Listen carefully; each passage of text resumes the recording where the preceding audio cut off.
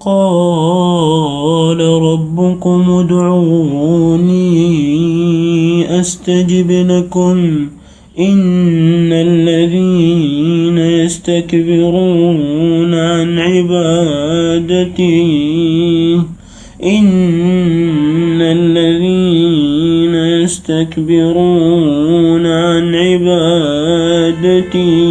سيدخلون جهنم داخرين